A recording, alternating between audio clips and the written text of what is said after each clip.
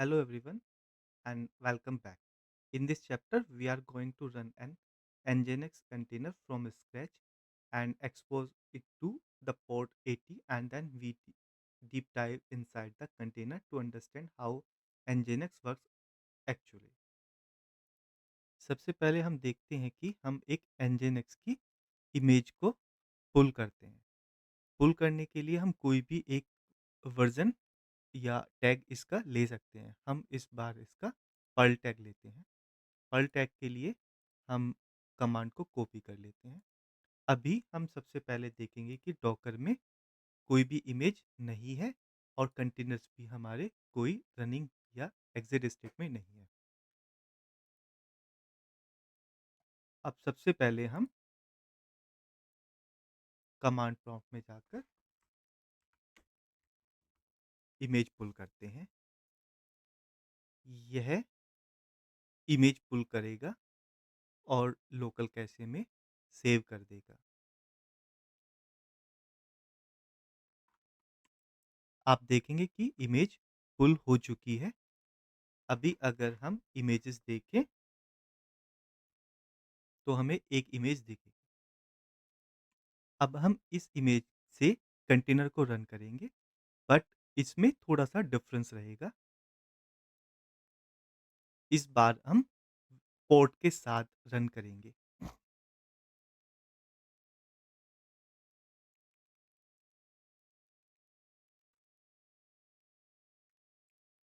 Detach mode D and then port P. इसको हम 80 port पर कनेक्ट करेंगे।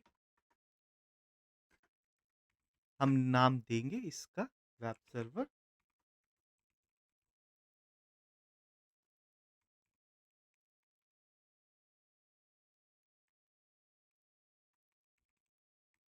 जो हमने इमेज पर्ल नाम से पुल की थी, हम उसी का एक कंटेनर बनाएँगे। यह बोल रहा है कि पोर्ट 80 अवेलेबल नहीं है।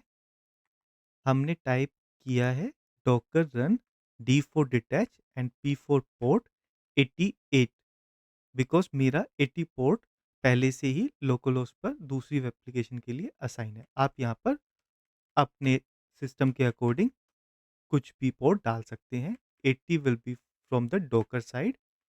हमने इसका नेम रखा है वेब सर्वर और हमने जो इमेज को रन करना है वो पर्ल है।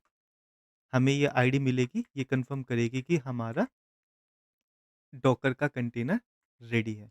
हम इसको कंफर्म कर सकते हैं डॉकर पीएस कमांड से। आप देखेंगे कि एक इमेज आपका लोकलहोस्ट 8080 पोर्ट पर रन कर रहा है। इसको कंफर्म करने के लिए हम ओपन कर सकते हैं। आप देखेंगे कि यहाँ पर वेलकम टू एनजिनक्स ये स्क्रीन आपको दिख रही है। हम पहले भी देख चुके हैं कि हम इनको स्टॉप एंड स्टार्ट भी कर सकते हैं। अभी हम आगे बढ़ेंगे। इस बार हम डॉकर के कंटेनर के अंदर एंट्री करेंगे एंड उसके लिए हमारे पास कमांड है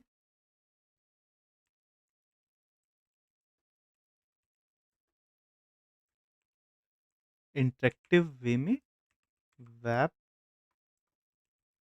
server sh shell command. Now we are into the Docker container. अब यहाँ पर हम कोई भी कमांड टाइप कर सकते हैं ls। ls ये हमें बताए कि list all the folders and files. जैसे कि अब हमारे पास लिस्ट आ चुकी है। नेक्स्ट हम इसका HTML पेज को एडिट करेंगे। HTML पेज को एडिट करने के लिए हम सबसे पहले इसके शेल में आकर कैट कमांड को यूज़ करेंगे। कैट के बाद हम इसमें user share nginx html and index page. So index page का पाथ ये कंप्लीट रहा। इसको हम एंटर करेंगे तो आप देखेंगे कि हमारे पास पूरा HTML का कंटेंट आ चुका है। इसको एडिट करने के लिए हम विम कमांड का यूज़ करें। विम यूज़र इसको हम एंटर करेंगे तो इसने बताया कि विम इज़ नॉट फाउंड। सो इसका मतलब है कि विम को हमें सबसे पहले इंस्टॉल करना पड़ेगा। इसके लिए हम पहले पैकेज को अपडेट करेंगे apt -get update. Package update होने के बाद हम विम को इंस्टॉल करेंगे। विम एक एडिटर है।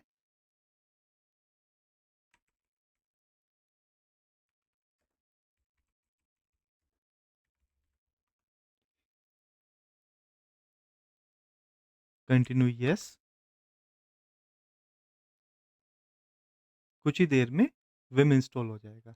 विम इंस्टॉल होने के बाद वापस हम वही कमांड यूज़ करेंगे। मैं कॉपी कर लेता हूँ, विम यूज़र एडिट। आप देखेंगे कि हम यहाँ पर अब एचटीएमएल पेज के कोड पर हैं। इंसर्ट मोड में जाने के लिए आई प्रेस करेंगे और हम यहाँ पर कुछ टाइप कर सकते हैं। जैसे कि हम यहाँ पर टाइप करें, welcome to Docker institute of Nginx. Exit करने के लिए :WQ टाइप करेंगे एंड देन एग्जिट। अभी आप इसको वेरीफाई करने के लिए वेब पेज पर आ सकते हैं। इसको रिफ्रेश करेंगे तो आपको डॉकर मिलेगा। यहाँ पर कुछ कैशे के कारण कुछ डिले हो सकता है। इसके लिए आप चेंजेस को वेरीफाई करने के लिए आप वापस से शेल में एंटर कर सकते हैं एंड देन उसके बाद आप ये कमांड गेट यूज़ कर सकते हैं। ये आपको latest updated HTML code provide कर देगा। इसके अलावा आप कर्ल कमांड से भी वेरीफाई कर सकते हैं। curl.exe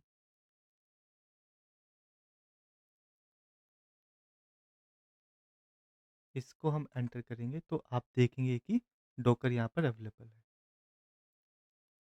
So we have successfully pulled a specific version of an image and then ran an Nginx container and then executed commands inside the container and install packages and modify files inside the running container. So that is all for this chapter. In the coming chapter, we will talk about better solution using images and Docker files. Let's take a short break and we will connect in next chapter. Thank you.